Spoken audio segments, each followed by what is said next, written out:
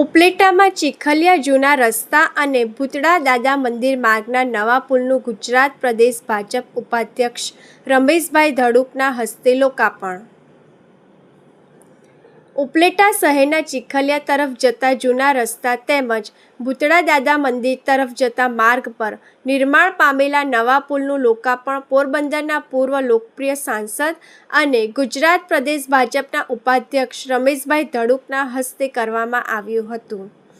આ તકે નગરપાલિકા પ્રમુખ વર્ષાબેન ગજેરા, ઉપપ્રમુખ જીજ્ઞાબેન વ્યાસ, મયુરભાઈ સુવા, મનોજભાઈ નંદાણીયા, મજબૂતભાઈ હુંબલ, જયેશભાઈ ત્રિવેદી, શહેર ભાજપ પ્રમુખ દીપકભાઈ સુવા, દાનભાઈ ચંદ્રવાડિયા, નિકુલભાઈ ચંદ્રવાડિયા, સૂરજભાઈ ડેર, રાજભાઈ વાઢેર, વિનુભાઈ ચંદ્રવાડિયા, કમલેશભાઈ ભારાઈ, માયાભાઈ મોરી, અજયભાઈ જાગાણી, અશ્વિનભાઈ લાડાણી, અમિતભાઈ વસવેલિયા, મહેશભાઈ સુવા, પરબતભાઈ બારૈયા, રઘુભા સરવૈયા, વિક્રમસિંહ સોલંકી, નિમિત પાનસરા, મયુર વાઘેલા તથા ભારતીય જનતા પાર્ટીના તમામ આગેવાનો સહિત ખેડૂતો, ભાઈ બહેનો, યુવાનો મોટી સંખ્યામાં ઉપસ્થિત રહ્યા હતા.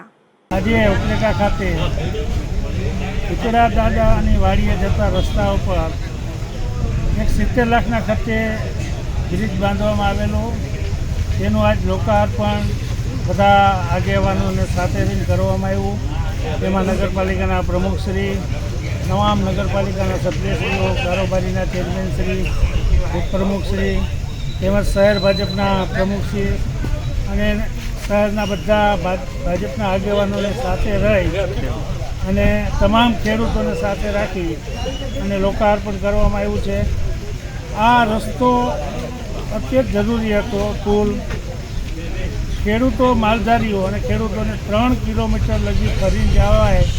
વરસાદ જ્યારે આવતો હોય ત્યારે 3 કિલોમીટર ફરવું પડે અને વચમાં તો 3-4 લોકોના મૃત્યુ પણ તણાઈ જવાથી થતાં માનનીય મુખ્યમંત્રી શ્રી ભૂપેન્દ્રભાઈ પટેલને રજૂઆત કરતાં ભૂપેન્દ્રભાઈ પટેલે તાત્કાલિક 70 લાખના ખર્ચે આ પુલ મંજૂર કરવામાં આવ્યો અને આજે બધાએ સાથે રહી એનું લોકાર્પણ કર્યું અને ખેડૂતોમાં અને માલધારીઓમાં ખૂબ ખુશીનો આનંદ.